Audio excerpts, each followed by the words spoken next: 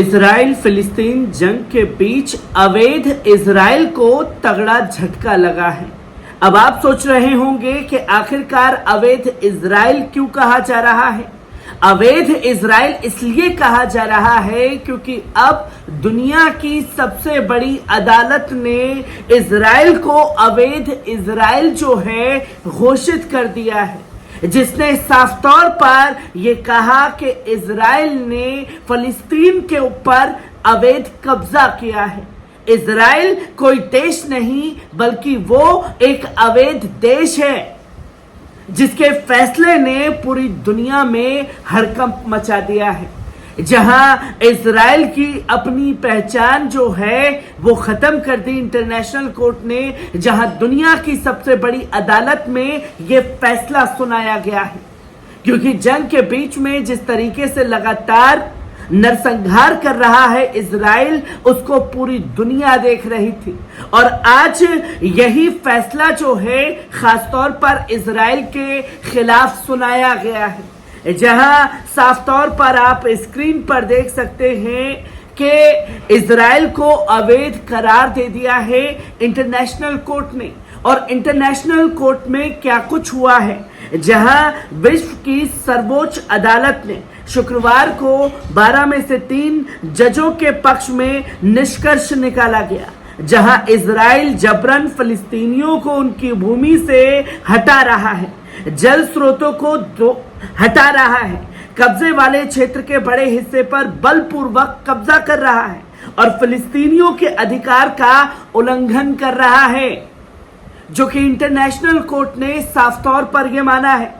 और international court ने यह भी फैसला सुनाया कि इजराइल को वेस्ट बैंक में सभी बस्तियों के निर्माण को रोकना चाहिए और कब्जे वाले क्षेत्र में मानवाधिकारों के उल्लंघन के लिए फिलिस्तीनियों को मुआवजा देना चाहिए। जो नुकसान उन्होंने किया है और जो जमीन पर वो लगातार कब्जा कर रहा है, उसका मुआवजा इजराइल को देना चाहिए। ये फैसला एक गैर बाध्यकारी सलाहकार राय के तौर पर आया है, जिसे 2022 में संयुक्त राष्ट्र महासभा द्वारा वेस्ट बैंक पर इजराइल के कब्जे के कानूनी के रूप में स्पष्ट करने की मांग की गई थी। जहां संयुक्त राष्ट्र ने यह मांग की थी कि भैया आप इजराइल को पूरी तरीके से सुनिश्चित करें और उसकी रक्षा करें कि उसके साथ में जुल्म हो रहा है। और जब यूएन द्वारा इंटरनेशनल कोर्ट में यह हथकंडा अपनाया गया तो इंटरनेशनल कोर्ट के जजों ने यूएन को भी उसकी हैसियत दिखा दी और साफ तौर पर बोला कि यहां जुल्म इजराइल के साथ नहीं बल्कि जालिम इजराइल जुल्म जो है वो मजलूम फिलिस्तीनियों के साथ में कर रहा है। जहां इंटरनेशनल कोर्ट ने संयुक्त राष्ट्र विशेष रूप से सुरक्षा परिषद और महासभा में इजराइल के गैरकानूनी कब्जे को तेजी से समाप्त करने के लिए कार्रवाई करने की अपील की है। और साफ तौर पर इंटरनेशनल कोर्ट ने कहा है कि जो जितने भी बड़े दुनिया के संगठन हैं वो इजराइल को रोके जो वो लगातार कब्जे कर रहा है। जहां आप ये नक्शा भी साफ तौर पर स्क्रीन पर देख सकते हैं। इस स्क्रीन पर नक्शे को दिखाया गया इसलिए क्योंकि इसी नक्शे का जिक्र जो है इंटरनेशनल कोर्ट में किया गया, जो आज इजराइल ने अपने शहरों के नाम रखे हैं।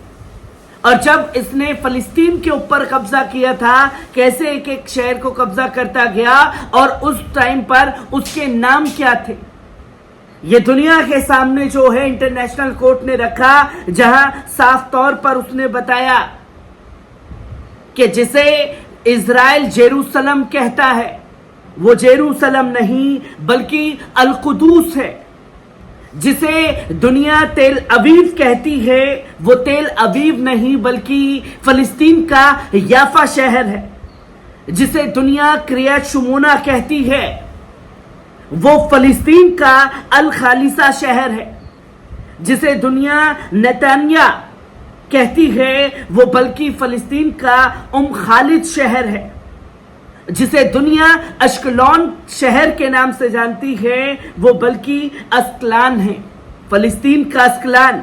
और साफ तौर पर यह बताया गया कि जिसे दुनिया बीर शेवा के नाम से जानती है वो बल्कि फिलिस्तीन का बीर अल साबे शहर है और जिसे दुनिया एलियट के शहर के नाम से जानती है, वो बल्कि अल रशरश शहर है। और अंत में साफ तौर पर कहा कि दुनिया जिसे इजराइल के नाम से जानती है, वो इजराइल नहीं बल्कि फिलिस्तीन है। इंटरनेशनल कोर्ट में इस बात का जिक्र जो है वो हुआ, और जब इसका जिक्र हुआ तो इजराइल के मंत्रियों की तरफ से भी रिएक्शन आना शुरू हो गए, जहां आप साफ तौर पर स्क्रीन पर देख सकते हैं कि इजराइल के ऊर्जा मंत्री एली कोहेन ने कब्जे वाले फिलिस्तीन में इजराइल की नीतियों और प्रथाओं को अंतर्राष्ट्रीय कानून का उल्लंघन करार दिया है। अपने ट्विटर पोस्ट में उन्होंने कहा कि 2000 वर्षों तक हमने वहां लौटने के लिए प्रार्थना और पक्षपातपूर्ण यहूदी विरोधी अदालत का कोई भी निर्णय हमें 1 इंच भी नहीं हिलाएगा।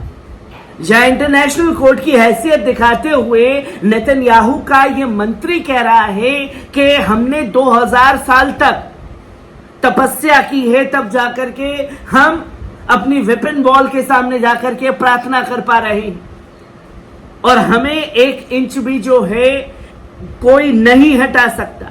हम इसी तरीके से डटे रहेंगे। जहां उन्होंने ये भी कहा कि अतीत में गाजा से इजराइल की वापसी एक गलती थी जिसे इजराइल को दोहराने का कोई इरादा नहीं है, जिसका जिक्र किया गया।